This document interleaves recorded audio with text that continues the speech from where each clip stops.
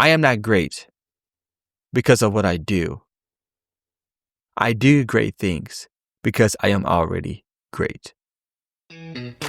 I created the execution playbook for leaders and high performers to hit bigger goals faster with less wasted effort. Now let's get into the show. Welcome back. We are now starting part 2 of the Credos, the foundational blueprint for you to be successful, and not just successful, but for you to be well, full of energy, and your ability to execute and get things done will simply improve. You know, after we get done with these 100 credos, it's going to take 20 weeks, and we're only on week 2. You will be very sharp. You will be an executioner of your goals, and that is the goal. For when you set forth a goal before you, that you are not the victim, your goal becomes the victim. Your goal is the prey and you are the predator. That is what we are doing here. We are sharpening you for you to be the weapon, for you to be the missile, for you to be the mission. And your goal is the one to be captured. That is the focus you must get into. It is so easy for us to be distracted. It is so easy for us to not be sharp like a whip on what we need to get done and what we should do. What we do here in our private time together is to sharpen you better and better, greater and greater, to get things done and be an executioner for your goals. So to continue the Credos, we are now on part 2. We are going to go through Credos 6 through 10. 5 Credos, 6 through 10. Credo 6 is produce for wealth creation. Kekich says, produce for wealth creation and accumulation. Invest profits for wealth preservation and growth. Produce more than you consume and save a minimum of 20% of all earnings. Pay yourself first. So, produce for wealth creation and accumulation. First thing, wealth is an asset. An asset found through opportunity. Now, this is 2 things here. Wealth is a reflection of your assets found through opportunity. And you have to understand that, yes, there are external assets. But when I look at this, for me, I look at myself as the asset. If I'm going to produce wealth creation, I want to look at myself as the asset to produce wealth. And I want to look at the opportunities as through me. And why this is very beneficial is because I can look at my track record, my progress record, and figure out where am I missing or obtaining the bar. The better I become, the greater my knowledge becomes and my understanding to execute becomes, then my ability to accumulate wealth becomes. And so when he talks about wealth is a reflection of assets, I believe wealth is a reflection of the asset of you, of who you are. Wealth in financials is a reflection of who you are as an asset, as a person. Wealth in your spiritual is a reflection of you. In your home, in your marriage, of your kiddos, whatever it may be, it's a reflection of you as a property, of you as a person, not your external assets. Yes, the accumulation of wealth, the tangibility of wealth is found through hard assets physically. But when we're talking about accumulation, I will get deeper and say it comes from who you are as an asset, because you are an asset. You are your greatest asset. And these great assets, the wealth is found through opportunity.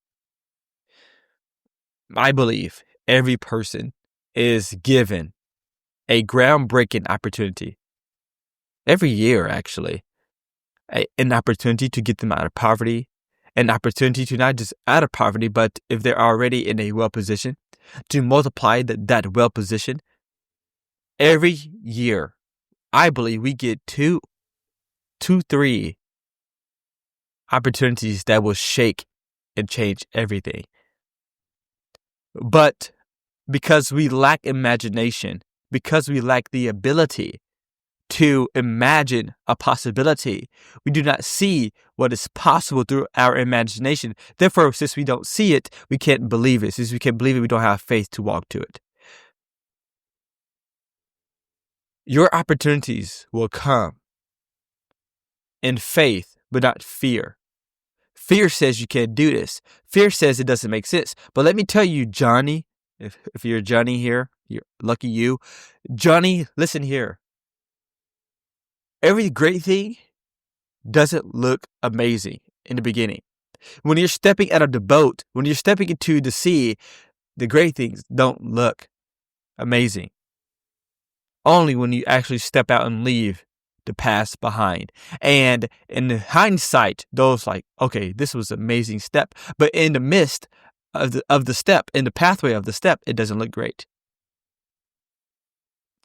Because wealth comes through found opportunity. What does that mean? It's opportunity that you find, you discover it, you choose to look for it, you choose to obtain it.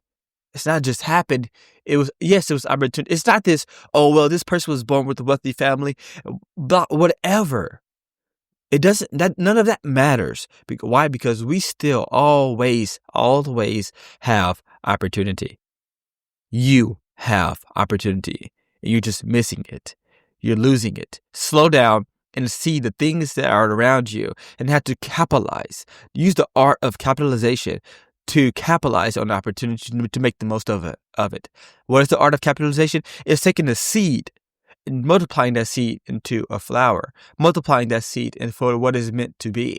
You take what you have, you take what you see, and you deal your cards correctly, and it multiplies your card deck. That is how you want to do things. That is how you see it. But it's only done correctly through the art of capitalization is when you find the opportunity and you capitalize on the opportunity. Don't let fear drive you. It will. Wealth is not saving. I know what culture teaches you, and I think we are taught this in culture because it allows us to progress slower. But saving is a psychological training, is not true financial advice. Not many people will save their way with a $30,000 a year salary to become a millionaire. It ain't happening. I'm sorry to break it to you. It's not going to happen. And you must be aware of this friction here. These two opposing thoughts of saving and investing. Saving is not investing. You can't really have both. You can't really have both. And you must be aware of this crucial fact that saving is psychological training that has been dealt through culture. It is not true financial advice that is built upon progression. Saving is a fear motivator. Investing is a faith motivator. Yes, it's good to save some. It's good to have some in the account for bad circumstances, whatever, blah, blah, blah. But if you're making money, okay, let's hit it here while we're here. We might as well chase the rabbit and kill them all. If you're making money, you should have maximums, not minimums. What do I mean? Okay. If you're able to stack your cash and you're growing cash, if you are making money, you should have a maximum amount of money in your banking account. And then everything else should be invested, not minimums. Like what we do normally is we have a minimum. Okay, like, hey, I don't want to go under this number. But we don't ever set maximums. We don't ever set, okay, I don't need more than 20 grand in my checking account. Okay. And so once you get past that, like, okay, everything else should be invested. Why? Because it doesn't matter who you are. You don't need 20 grand day to day in your checking account. And so I'm going to invest everything else. That is the principle. It's not that I'm going to keep what I need and everything else over my maximum limit. I'm going to invest it. So if I have 100 grand in my account and I have 20 grand is my limit, 80 grand is going to be in investments, no matter what. And it doesn't matter. And so, or if it's 15 grand or 12 grand or 10 grand, you can go look because you really don't need that much money day to day. If you do, you spend way too much. Doesn't matter who you are, you spend too much. Saving is not the true pathway to financial freedom.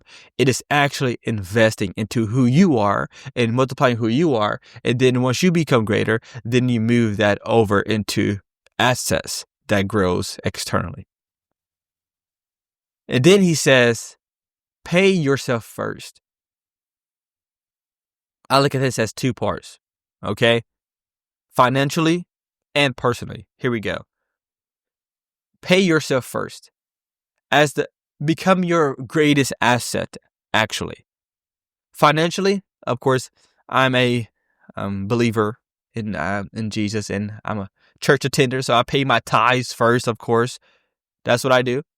But after that, I pay myself first. I put away I don't pay the bills first. I don't. I'm sorry to tell you. If you're like, you don't pay your bills first, how dare you? No, I do not. I pay my tithes, and then I pay to my investments or what I can, and then I pay my bills.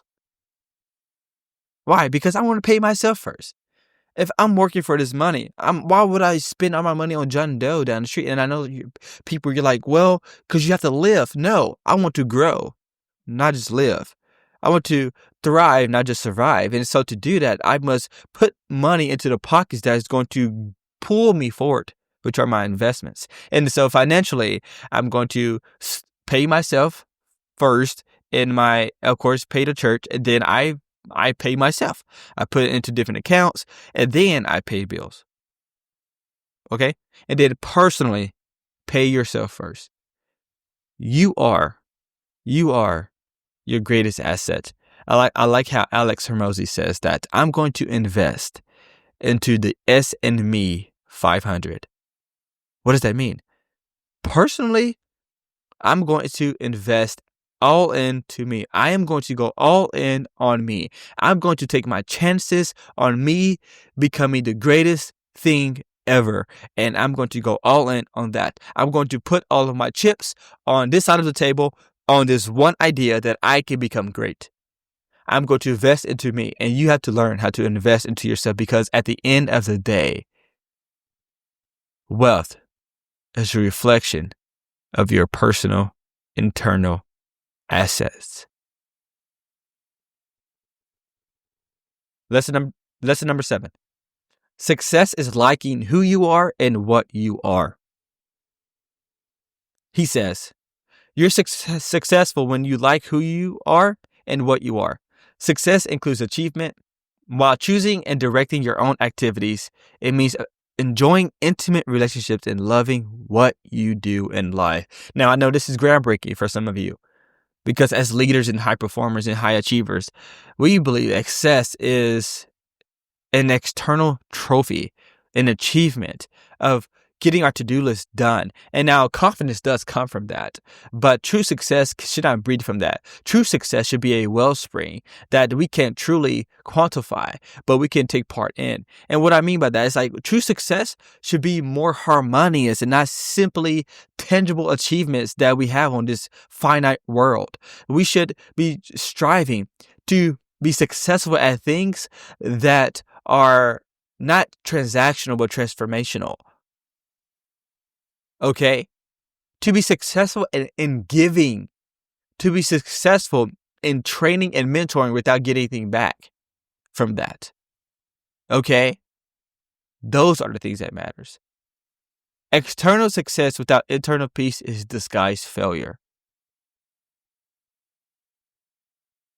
If you're running against the grain, which is good, you better be. If you're swimming upstream, but you lack peace, and you don't like who you are, then that is the problem. He says you're successful when you like who and what you are. Period. There is a period after that. And so it's like, dude, listen here. Or gal, listen here.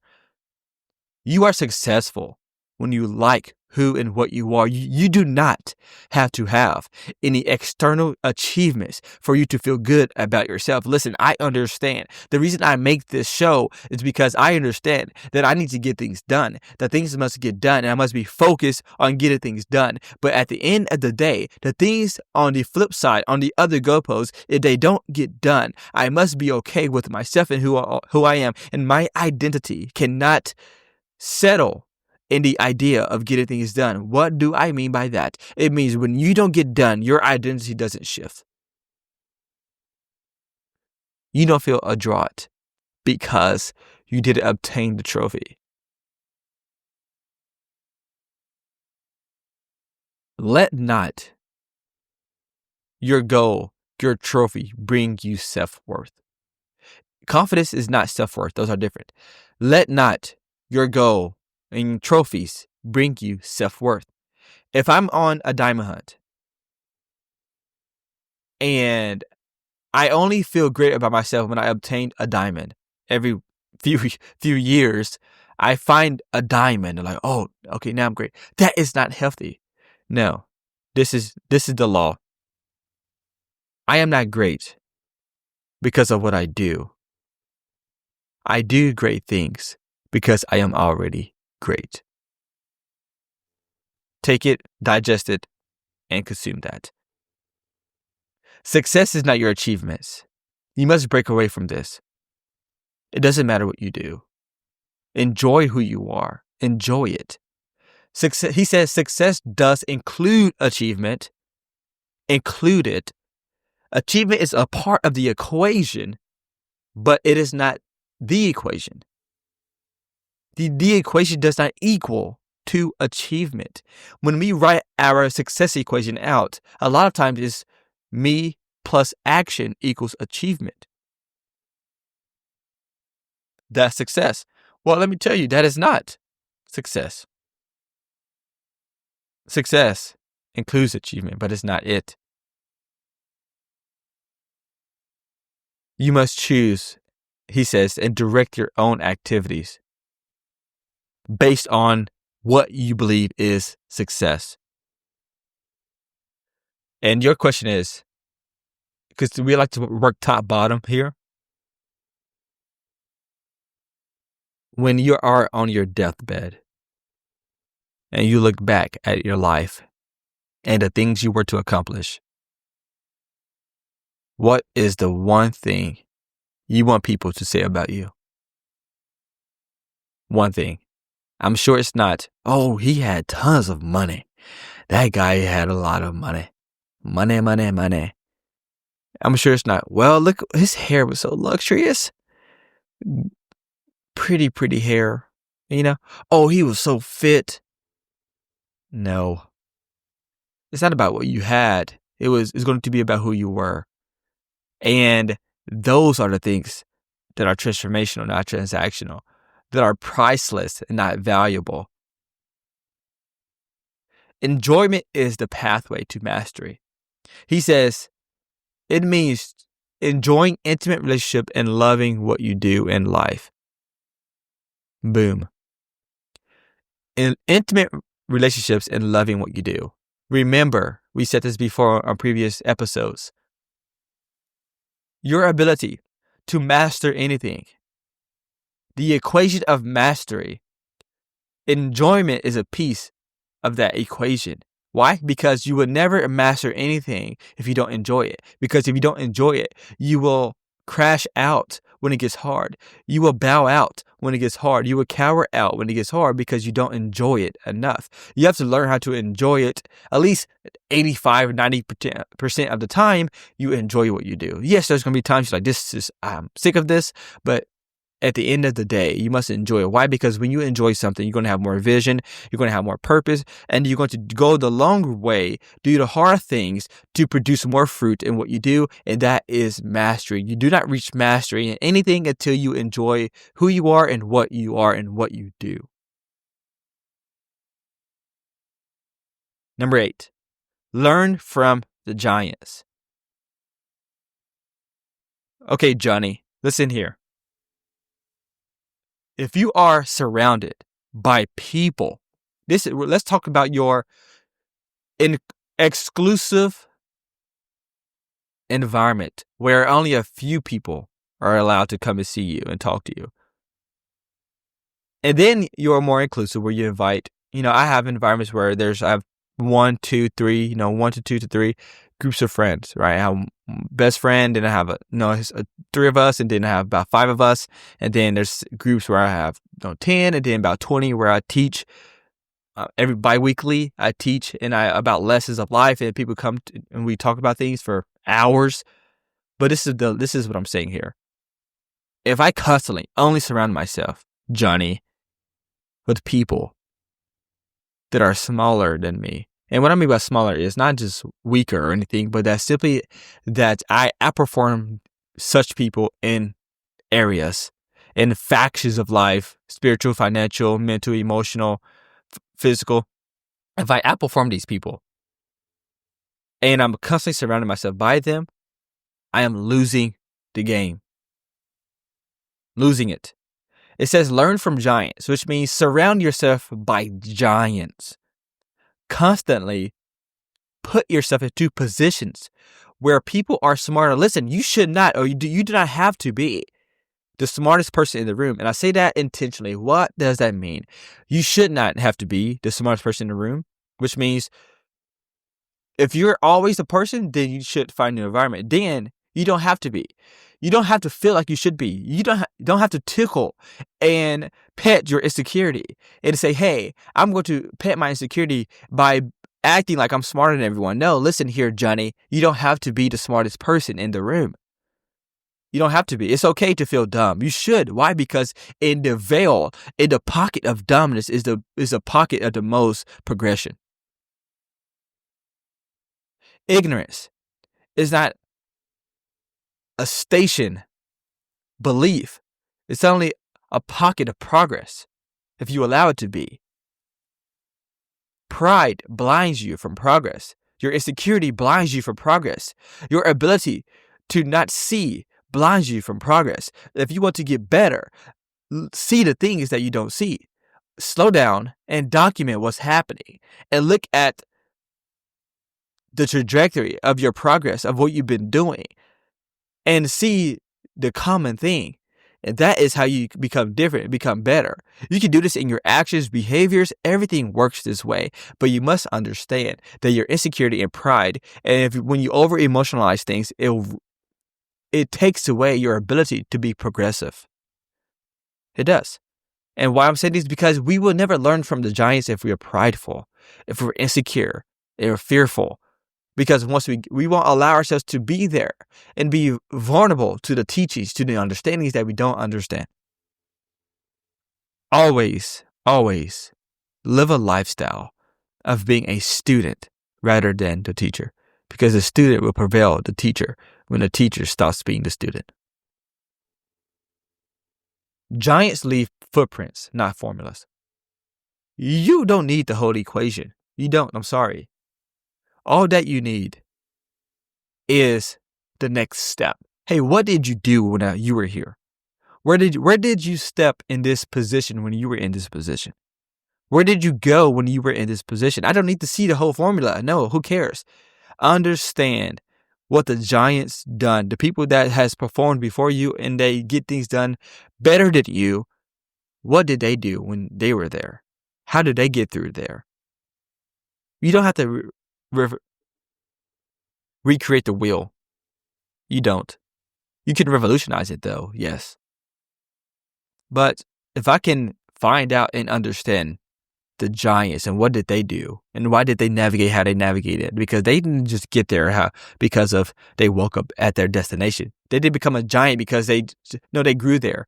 How did they grow to that? What footprints did they take? What steps did they take to get there? And if I'm in this position, let me have a giant in my circle of influence, and let me come to know them and what they did here so that I can understand their behaviors and why they did what they did to get where they want to get to. Analyze, then jump, and you should decrease all your delays. A problem we get in our life is we have paralysis by analysis, and it decreases our ability to progress. We analyze so much that we become fearful and we don't take a step. The goal is to analyze, then jump quickly. Analyze with faith and then jump quickly. Analyze with the excitement, then jump quickly. Decrease all your delays. Do not allow paralysis to come into the play. Analyze, then jump. What do I mean? Learn what the giants do. And normally what they do will cause fear. Why? Because the best opportunities are found through fear, not faith. They're fearful. They're not easy. And the Giants done these things, and you have to analyze it and see it and then jump immediately. You can't just sit there and watch, because paralysis by analysis will capture you and you will do nothing. And the goal for you is to say, hey, I'm not going to do nothing. I'm going to analyze it. The fear is going to come. I'm going to conquer that fear, and then I'm going to jump into that fear. You have to jump into the fear. It's not going to be flowers and bunnies. No, I'm sorry to tell you, Johnny. It is not. You analyze, then the fear comes, and then you jump into the fear. You decrease all delays. Why? Because the pocket of greatest opportunity comes in the least amount of time. What does that mean? You get a few of these, and they only last seconds. They don't last lifetimes. You don't, this opportunity is going to last forever. No, it's not. It's going to come. It's going to pass you, because time does not stop for you. It doesn't. Analyze, see the fear, jump immediately into the fear. Decrease all delays from opportunity when you're learning from the Giants. Number 9. A little caution avoids great regrets. He says, hope for the best and prepare for the worst. Keep fully insured physically and materially, and keep hedged emotionally. Insurance is not for sale when you need it. That's very true. It is not when you need it. Preparation is the highest form of faith. Look at nature, for example. Look at it. The ant. All summer, they are thinking about the winter. They are preparing for the winter. Preparation for the thing that you are yet able to experience or see is the highest form of faith. Be like the ant. Be like the ant. Constantly prepare. Constantly have vision and look to the future. And see what is possible, what is going to come, and prepare now for the future. Prepare for the future. Invest into your future self. Future self-investment is the greatest investment. You do not need to constantly invest into your present. No, you need to have a future avatar of yourself. What do I mean? Who know your future self, like intimately, deeply. If you don't look to your future and know your future self, future Johnny, if you don't know yourself intimately and intentionally, like if you don't picture and see their behaviors, their being, their abilities, their tendencies, if you don't understand them deeply, you will be less likely to get there. Why? Because we are always going somewhere. And if we don't see where we're going, if we don't attribute to an intentional goal, someone else will cook us into their goal. And so we have to create our own goal, our own intention of our future, and then create that future intentionally.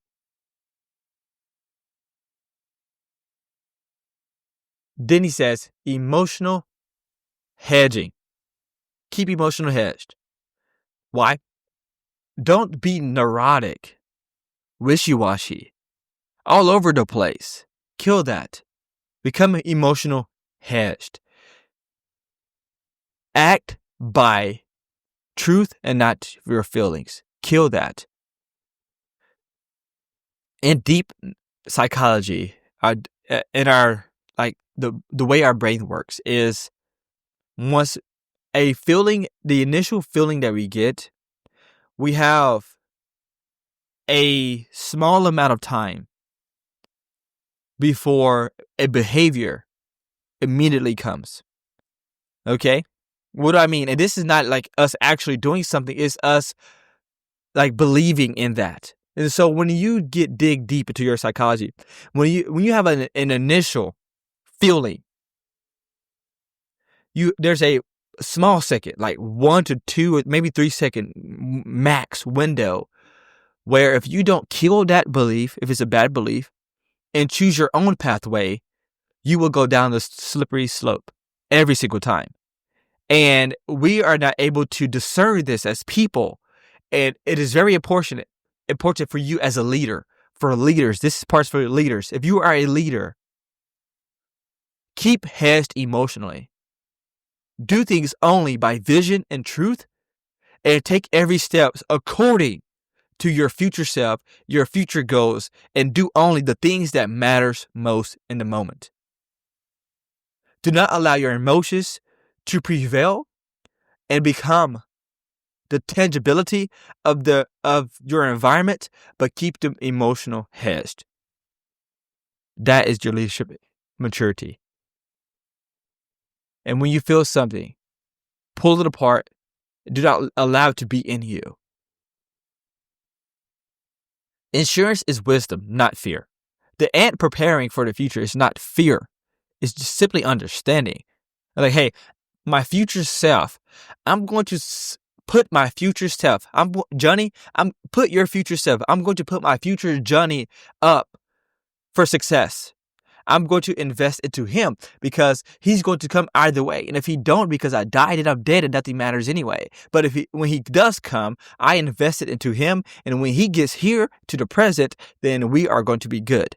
We are going to be well. Why? Because I done now what I needed to do to invest into future Johnny. And now future Johnny has stock, has wealth, has assets. And when he becomes present Johnny will be well. Future self-investment is not fear. It is wisdom. Number 10, learn the other side's needs. He says, learn the other side's needs. Offer as little information as possible. Never underestimate your opposition and never show weakness when negotiating. Fire. Negotiation is a mirror of self-mastery. When you are negotiating, and you understand the playbook of negotiation of the other person's needs, then that is the process to self-mastery. When you don't have a need, I don't need to sell you. I don't need to provide to you. I don't need to produce for you. I do it because I should and I can. I should because you need it, and I can because I'm able to do it. Simple. But no, I don't need it. And becoming unattached from every sale, every negotiation is very beneficial. And let them know that, hey, I don't need to be here. But don't do that, of course, on the front end and on the back end with your verbiage and your words. Don't actually tell them you don't need them, but you simply use verbiage as, I don't need you. Negotiation is a mirror of self-mastery. Your ability to negotiate in a disconnected way is self-mastery in negotiation. Is when you're not tied to the results. You're not tied to the sale. You're not tied to the production after the sale. That is self-mastery. The power rests to the person who understands the person's needs the most. Period. When you have two people in it trying to come to an agreement, or there's a negotiation, or there's a sale taking place, the person who understands the other person needs the greatest wins. Your goal is not to come to know the person, but why do they do what they do, and why do they believe what they believe? Because if you can understand why they do what they do and why they believe what they believe, you can support them and you can guide them towards your product, your belief, and your solution. But if you don't do that, if you don't understand that I live in Missouri, how can you come and help me and capture me from Missouri? It take me to where you want to be at, where you think I should live at in Florida, or let's move to Tennessee because I like Tennessee. But if you cannot come to me if you don't understand me, that's a simple analogy. But the thing is, you cannot come to me if you don't understand where I'm at. You must understand the other person on the other side of the goal post to say, hey, I know you, I know where you're at, and I see you. This is what happens for you. Understand the person, because the person who understands the most is the person who wins. Strength is silent, not loud. Strength is silent, not loud. There's a reason we have 2 ears, 1 mouth. Yep, I said that. There's a reason. Speak less. Shut your mouth. Be quiet. Learn the other side's needs. Ask intriguing, poking, stabbing questions. And shut your mouth and stop being loud. This is challenging for most people because they love to hear themselves talk. Strength is silent, not loud. Observe, observe, observe. Learn, learn, learn. And strike when it's perfect moment. See the opportunity and strike when the pocket of greatest opportunity opens. Okay? That is number 10. Learn the other side's needs in negotiating. For you leaders, this is for leadership too. When you are leading people, here, this is very beneficial. When you are leading people, leadership is not a position. No, it is not. Kill that. Leadership is not a position. If you are leading a position, you are the weakest leader. You are a weak leader. Leadership is leading by responsibility. But listen here. If you're driving, park on the side of the road, whatever, or if you're doing something, pause this, come back later. Leadership is not positioning. It is responsibility. But responsibility is an energy. Responsibility has to be given. So when someone gives you responsibility to lead them, it's like you're holding a dish, a plate, a dish, and you're serving that dish together. What is that dish? It is their potential. They've given you the responsibility of their potential in your hands, and you're taking part in that.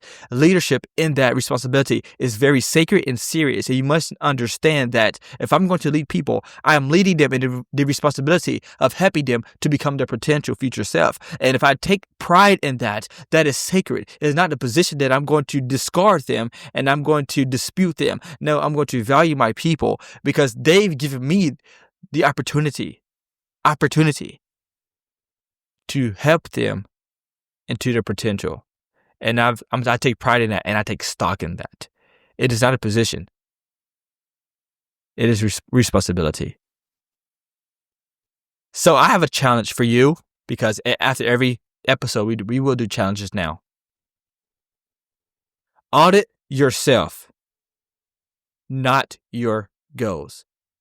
Audit your behaviors, who you are, what you do, and why you do it.